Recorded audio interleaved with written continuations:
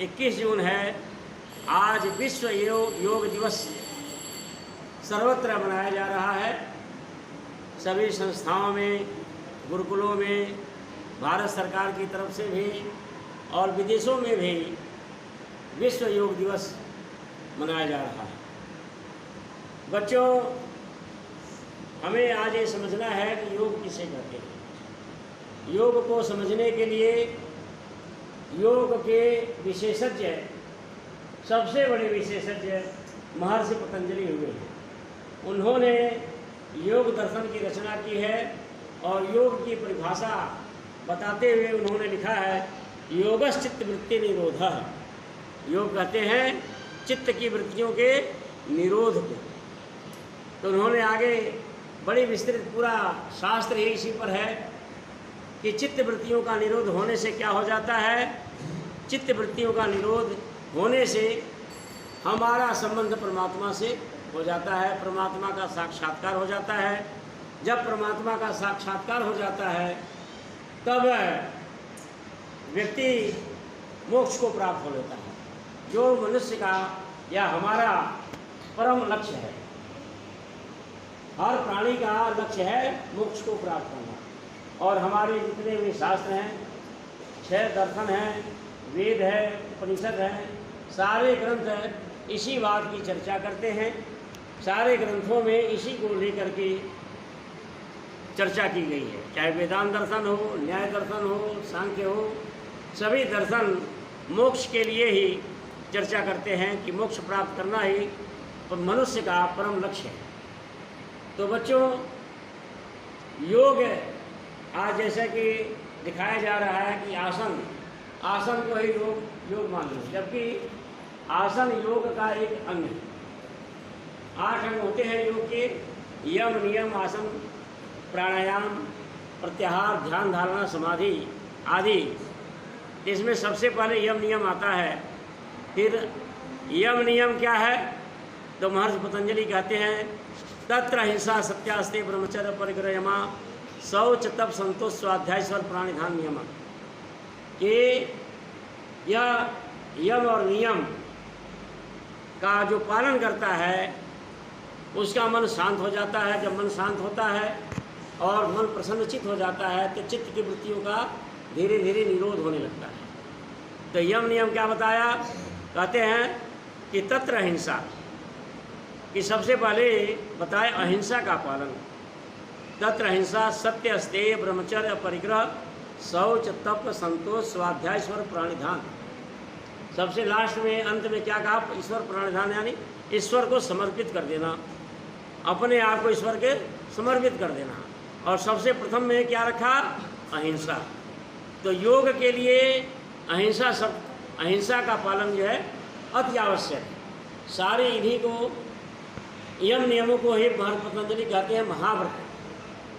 व्रत नहीं, इसको नहीं कहते हैं कि भोजन छोड़ना व्रत है, या पानी पीना छोड़ना व्रत है, या खाना छोड़ना व्रत है। इसको व्रत नहीं कहते हैं। व्रत जो है यम नियमों के पालन को, यानी हम हिंसा नहीं करेंगे, झूठ नहीं बोलेंगे, सत्य का पालन करेंगे, चाहे कितनी भी कठिनाई आ जाए सदैव सत्य बोलेंगे, ब्रह्मचर्य का पालन करेंगे और परिग्रह का पालन करेंगे, शुचिता का पालन करेंगे। इन नियमों का जो पालन किया जाता है उसको व्रत भी कहते हैं। तो महर्षि पतंजलि कहते हैं कि एते महाव्रतः सर्वदा सर्वथा पालनीयः। आगे कहते हैं देश काल समय छिन्ना सार्वभौम महाव्रता। महर्षि पतंजलि का ये सूत्र है। और इसकी व्याख्या में व्यास ऋषि जी कहते हैं कि ये जो महाव्रत हैं, यानी यम और नियम, यानी सबसे पहले अहिंसा। महर्षि पतंजलि के सूत्र पर व्याख्या करते हुए महर्षि व्यास जी कहते हैं कि ये जो यम और नियम है, यह यम और नियमों का पालन हर काम में, हर परिस्थिति में, चाहे कोई विकट परिस्थिति आ जाए, किसी भी परिस्थिति में इन नियमों को भंग नहीं करना है। यानी हम अहिंसा का पालन कर रहे हैं, तो अहिंसा जो है देश काल समय छिन्ना सार्वभौम महाव्रता, कि किसी भी देश काल और समय से अवच्छिन्न होकर के हमें अहिंसा का पालन करना है। और इसी प्रकार से सत्य का, ब्रह्मचर्य का, अपरिग्रह का, शौच का, तप का, संतोष का, इन सभी यम नियमों का पालन करना है। जो यम नियमों का पालन धीरे धीरे धीरे धीरे करने लगता है तो क्या होता है, मन प्रसन्नचित्त हो जाता है। और मन जब प्रसन्न होता है तो उसकी चित्त की वृत्तियाँ जो बड़ी चंचल होती हैं, उस प्रकार की, जिस प्रकार से तुम देखोगे टेलीविज़न में झिलमिलाता रहता है, लेकिन जब उसको उसका कनेक्शन ठीक कर दिया जाए तो चित्र साफ साफ दिखने लगता है। उसी प्रकार से हमारा मन भी बड़ा चंचल होता है। और यह चंचलता कहाँ से आती है कि ये स्वाभाविक है, मन की चंचलता जो स्वाभाविक है। और जब हम यम नियमों का पालन करते हैं तो हमारी यह चंचलता समाप्त होती है, मन एकाग्र हो जाता है। जब मन एकाग्र हो जाएगा तब जाकर के परमात्मा से संबंध बन जाता है। तो बच्चों, इसका फल क्या होता है? इसका फल ये होता है कि जो योग करता है वह निर्वैर हो जाता है। किसी भी प्राणी से उसके अंदर वैर भाव नहीं होता है। क्यों? क्योंकि सबसे पहले महर्षि पतंजलि जो है अहिंसा को रख दिया है।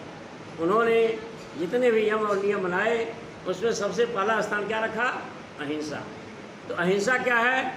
अहिंसा को भी व्यास ऋषि जी, महर्षि पतंजलि जी तो कहते ही हैं, और व्यास ऋषि जी भी व्याख्या करते हुए कहते हैं कि हिंसा 81 प्रकार की होती है और उन 81 प्रकार का देश काल समय से अवच्छिन्न होकर के पालन करना है। तो बच्चों, हमारे जीवन में हम सभी लोगों को संकल्प लेना चाहिए कि हम योग करें, योगाभ्यास करें। और योगाभ्यास के लिए योग के जो 8 अंग हैं, यम, नियम, आसन, प्राणायाम, ध्यान, धारणा, प्रत्याहार, समाधि आदि, इन सभी का पालन करें। और शुरुआत कहाँ से होती है? अहिंसा से।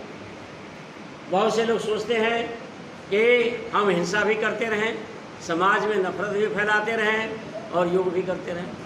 देखो, जो समाज में नफरत फैलाता है, ईर्ष्या द्वेष फैलाता है, जात पात को जो मानता है, अपना पराया मानता है, वह निश्चित रूप से न तो धार्मिक होता है न तो योगी होता है। योगी वही हो सकता है, धार्मिक वही हो सकता है जो इन सब से ऊपर उठ जाए।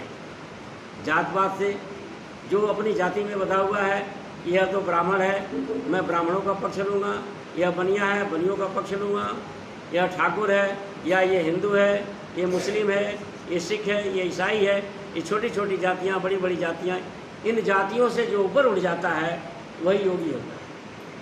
और निश्चित रूप से समझ लो कि जो इन जातियों में फंसा हुआ है वह न तो धार्मिक होता है और न तो योगी। योगी तो 7 जन्म में नहीं बन सकता। जो इन जातियों में फंसा हुआ है, आज देखते हैं पूरा समाज, पूरा भारतीय समाज जात पात में बटा हुआ है। और इस समय नफरत बहुत तेज़ी से फैलता जा रहा है। समाज में सुनियोजित तरीके से नफरत फैलाया जा रहा है। हिंदू समाज में जो जातियां हैं, उन जातियों के बीच में, दलित और सवर्णों के बीच में नफरत सुनियोजित तरीके से बढ़ाया जा रहा है। हिंदू, मुस्लिम, सिख, ईसाई के बीच में भी सुनियोजित तरीके से नफरत को बढ़ाया जा रहा है। ये निश्चित रूप से जरूर समझ लो, ये सब लोग जितने भी ये नफरत फैलाने वाले हैं, नफरत को बढ़ावा देने वाले हैं, ये सब के सब नास्तिक हैं, धर्म के विरोधी हैं, ईश्वर के विरोधी हैं, मानवता के विरोधी है। हमें योग सिखाता है, विश्व बंधुत्व सिखाता है। इसीलिए हमारे शास्त्र कहते हैं वसुधैव कुटुम्बकम, अयम निजा पर्ववेति गणना लघु चेतसाम उदार सरिता नाम तो वसुधैव कुटुम्बकम, कि यह मेरा है, यह तेरा है, ऐसी बातें जो है तुच्छ व्यक्ति करता है, छोटे हृदय वाला व्यक्ति करता है। और जो जिसका चित्त उदार होता है उसके लिए सारा संसार ही परिवार होता है। तो बच्चों, जो योग करता है यह बहुत कठिन बात है, कहना बहुत सरल है, लेकिन इसको जीवन में उतारना बहुत ही कठिन है। ये सबके बस की बात नहीं है। जो योग साधना करते हैं, यम नियमों का पालन करते हैं, उनके अंदर धीरे धीरे धीरे धीरे यह बात आती जाती है। तो जिसके हृदय में ये बात आती जाती है वो हमें स्वयं सोचना चाहिए, क्या मैं जाति से बंधा हूँ, क्या मैं अपने जाति का पक्ष लेता हूँ, क्या मैं बड़े जाति का पक्ष लेता हूँ, किसी से नफरत करता हूँ, ईर्ष्या द्वेष करता हूँ, या मेरे बिरादरी का कोई दुष्ट व्यक्ति है उससे तो मैं घृणा नहीं करता, दूसरे बिरादरी का जो दुष्ट व्यक्ति है उससे मैं घृणा करता हूँ। ऐसे लोग जो है निश्चित रूप से कभी धार्मिक नहीं हो सकते और योगी तो होने की बहुत दूर की बात है। तो हमें योग जो है विश्व बंधुत्व सिखाता है। हमें जो है इन छोटी छोटी चीज़ों से ऊपर उठ करके विश्व बंधुत्व वसुधैव कुटुंबकम की बात करनी चाहिए।